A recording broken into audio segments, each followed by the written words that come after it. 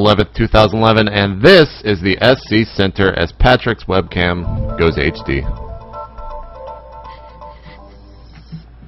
Let's make sure he's a couple pixels off. There we go. Alright, now we're ready to start the show. What's up, everyone? I am JP McDaniel, joined as always by my co-host Chobo Peon, aka Patrick O'Neill, from Brooklyn, New York. How's it going, Patrick?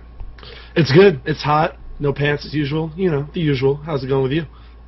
Well, it was going fine until that last statement was said. I'm actually quite tired. I was in Indianapolis, one of those. I guess it is the same place. Over the weekend, casting the CES Collegiate Esports Invitational, which is what that stands for. But let's go ahead and talk about more recent news, or more topical news, I guess, in the sense that the GSL finals happened on Saturday morning. I couldn't stay awake for them. Patrick, did you happen to watch them? I did. It was actually a really good series. I don't know if you've caught it since then.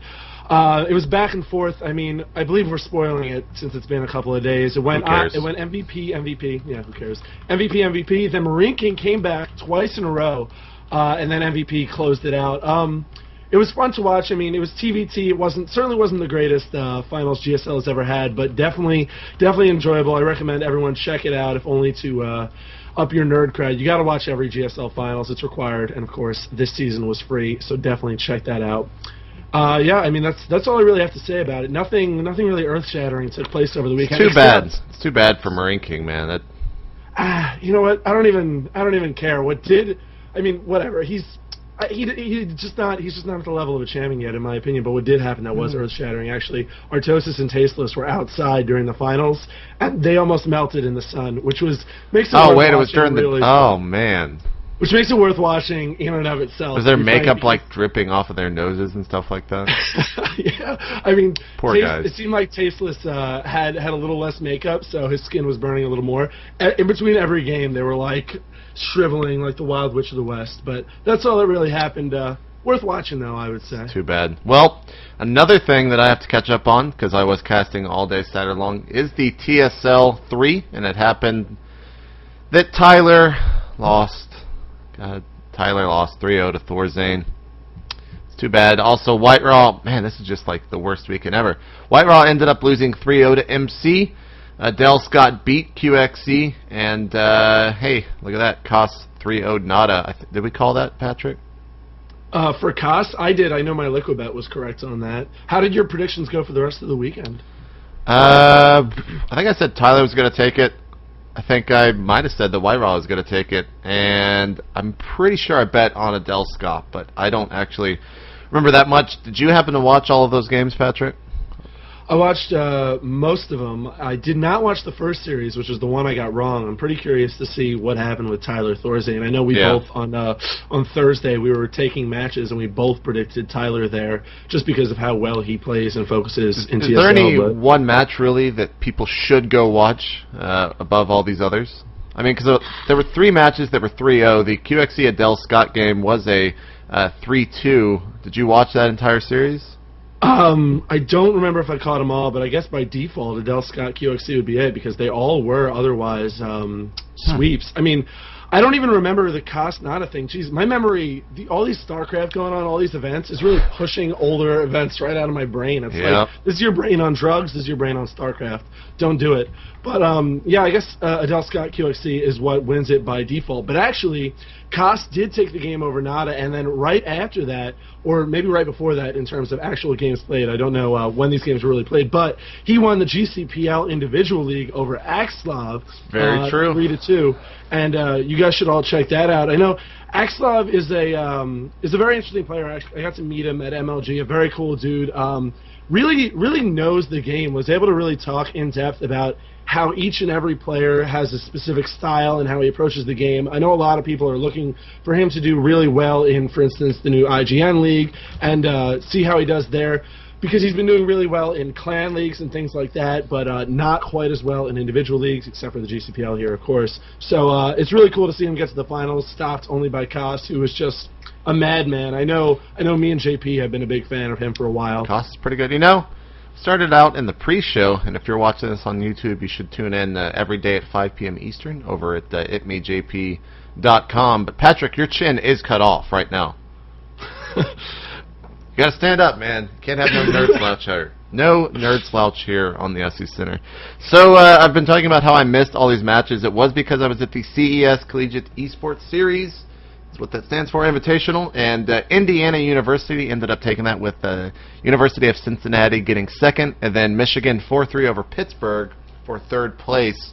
And I gotta say, you know, it wasn't the best matches when it comes to the quality or anything like that of the players. It was fun, regardless. But things like this is really what's going to kind of build a foundation for esports. Cat's Pajamas was actually talking about on the stream how sometimes this could, or really what this could do is kind of serve as a minor league in a sense for the professional level, as a gnat flies across my face, of Starcraft 2, because it kind of has all the big players that are still in college. You can have people kind of watch them and kind of work as scouts in a sense. But we'll have to see if there's any more events coming out of that. It was sponsored by NOS, aka Coca-Cola, as they do oftentimes produce that, and MLG as well. So you can go check out the VODs over at the website. One more time, you can see it there, cesleague.com. So what is going on with Doa walking around the GOM studios? Doa has taken after the big man at GOM, Artosis, and is starting to do a lot of YouTube work. You should check that out. Like you just mentioned, he's walking around the GOM studios before the Code S selection the other day, and got to say hi to a bunch of people. If you're interested in seeing how GOM works, how the players are positioned before they play their games and before the groups are selected, you should check that out. Also, MLG just released a bunch of details for Columbus, and if you're not going, I guess it's not of too much interest of you unless you're interested in just how these events work. But Columbus, the details are, for instance, some good hotels to go to. Ooh, we're at the same venue. I'm like reading this as you're talking about it. Surprise to you. Yeah, I mean, if you are interested in going to Columbus at all, this is the page you're going to want to see. They release it onto Team Liquid as well as, of course, onto the MLG website, and it gives you all the info you need to know on how to do that. What's going on with the Tactic 3D tournament, man? Well, it was announced the other day over at ComplexityGaming.com that the Tactic 3D tournament, an online pro-am gaming tournament, will be casted by myself, DjWheat, and Ask Joshi, the resident in-house Complexity Gaming caster. I think it's $10,000 up for grab over the entire tournament. Registration is currently live right now, so just head on over to Complexity Gaming if you want to play with some of the best players in the StarCraft 2 world right now. They have a huge list of invited players, and I'm not sure how many open players are going to be taken, but regardless, that'll be an awesome event, and you can go find more information over at ComplexityGaming.com. I just realized that we don't have any mention of the NASL in today's SC Center, but that is kicking off tomorrow, is it not, Patrick? I do believe it is, and you can check that out, of course, at NASL.tv. The novel-length schedule is all out. So God, so many games, so many games, man. I mean, StarCraft, man. Who knew? 2011. So yeah, I mean, plan your life around that. That's going to be a ton of games from the best players in the West, as well as, of course, some Koreans. Speaking of the best players in the West, Jinro is traveling to DreamHack, which is starting up. Already traveled there. Already traveled there. Well, I mean, right. But his travel is the news because actually Sweden's biggest newspaper, and don't make me try to pronounce it because I'll just embarrass myself. I'll take a stab at it 1 second. Continue on. Was there to greet him at the airport with his parents and with about 20, 30 fans. Got a shot of that really for you cool guys. Do you want to take a stab at pronouncing that? Often blooded. I love it. I love it. Perfect. You got to try, man. That's all that counts. Those are his two parents right there, left and right. Those are his parents. Adorable pictures. Someone said that I look like his father. I'm not really one to argue that. Are you his father? Maybe. Is there something? Maybe so. Right, well, maybe so.